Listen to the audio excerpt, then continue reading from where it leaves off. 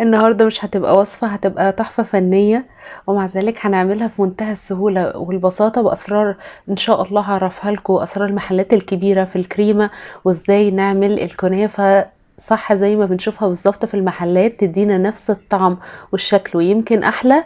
وكمان مشاكل الكنافة إنها بتتحرق مننا أو بتاخد كمية سمنة كتيرة، كل ده هنعرفه معانا، وهنضيف إضافة لكنافة النوتيلا هتنقلها في حتة تانية. تابعوا بس معايا لآخر الفيديو.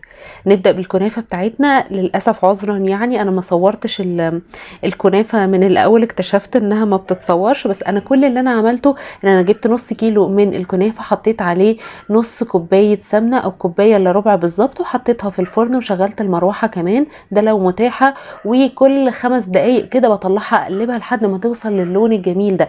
دي أسهل وأسلم طريقة وأوفر طريقة في السمنة إن انتوا تعملوها، تاخد لون واحد، ما تبقاش واحدة محروقة واحدة فاتحه، وبتاخد الشكل اللطيف ده.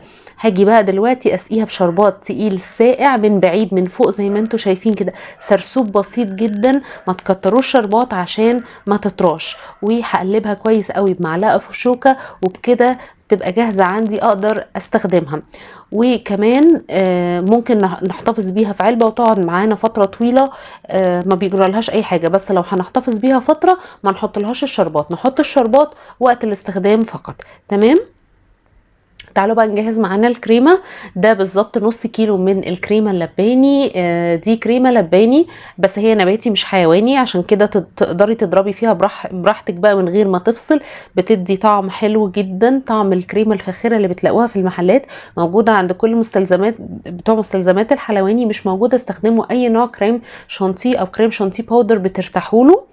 انا محتاجه الكريمه ما تبقاش قوامها جامد شويه، انا عايزاها تبقى شويه سايله عشان اقدر افردها.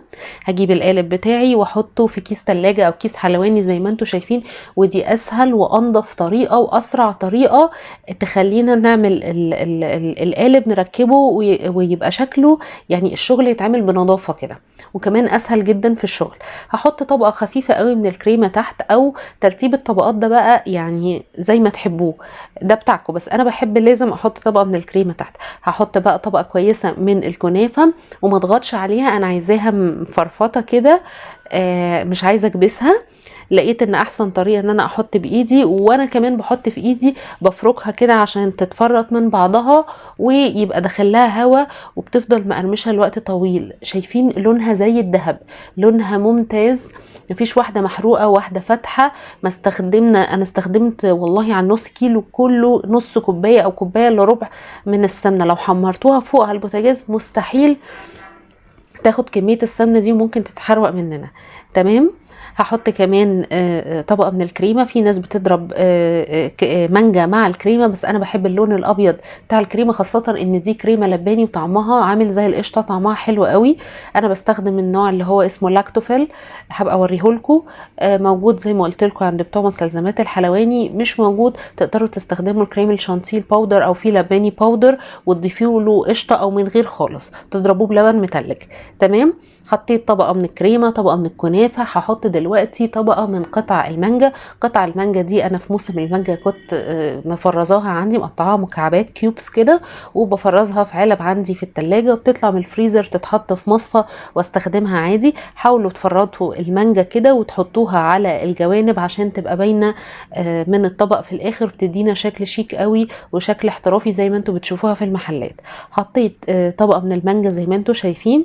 المانجا دي نوعها فيه انواع كتير، يعني بتستخدم لاغراض الحلويات زي الكيك، وفي كذا نوع يعني. حطيت كمان، هحط طبقة صغيرة كده، معلقتين كده من الكريمة فوق المانجا، بس عشان تمسك لي المانجا كأننا بنركب تورتة، عشان لما اجي اغرف منها يعني قطع المانجا دي ما تقعش. الكريمة شايفين بتمسك لي المانجا كلها ببعضها. عمركم ما هتجيبوا من محل من افخم المحلات واغلاها ما هيبقى الطبق او طبق الكنافه بالمانجا مخدوم بالطريقه دي بكميات كريمه كويسه وكميات مانجا، مستحيل. تمام. حطينا كميه من الكنافه تاني، وزي ما قلت لكم بفرطها كده وما نضغطش جامد. سويت السطح كله في الاخر، وفي الاخر بقى بقفل بطبقه، ما تسيبوش اي حاجه باينه.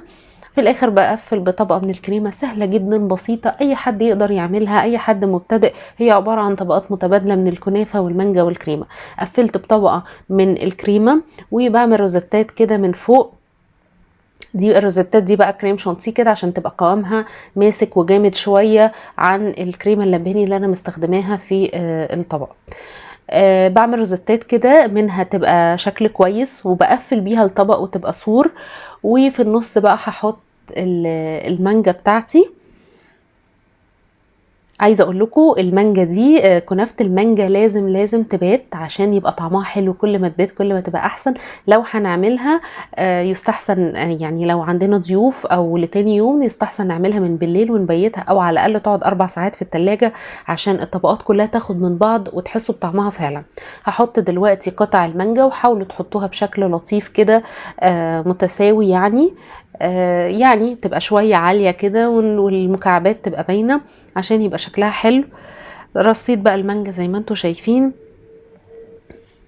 عفوا. وفي الاخر بقى لازم هديها تلميعه بالفرشه كده، يعني ممكن تلمعوها بجيلي مانجا، بس جيلي المانجا بيبقى لونه اورنج كده وفيه طعم صناعي انا مش بحبه، فهيغمقها. انا خدت فرشه كده من نفس شربات الكنافه التقيل اللي انا ساقيه بيه الكنافه. بصوا ادى لون حلو جدا، مغيرناش لون المانجا واداها لمعه في منتهى الجمال. بس كده خلاص الجمال ده خلص، وادي التحفه الفنيه بتاعت المانجا دي خلصت. واديتها رشه فستق في الاخر وعلى التلاجة على طول، وتبات هتبقى يعني في منتهى الجمال. كل ما تبات كل ما هتبقى احلى. شايفين بقى الطبقات؟ ده اللي انا كنت بقوله لكم. ده اللي كنت بقوله لكم لما خلوا يعني استخدموا كيس وانتوا بتحطوا الكريمه افضل، وكمان تخلوا المانجا كده على الحواف. تعالوا نعمل بقى كنافه النوتيلا او كنافه الشوكولاته. ده جناش شوكولاته عباره عن 400 جرام شوكولاته مع 200 جرام كريمه لباني. مش متاحه تقدروا تستخدموا لبن وعليه قشطه، او يعني ده جناش شوكولاته سايحه وعليها الكريمه، ودي اللي هقفل بيها في الاخر.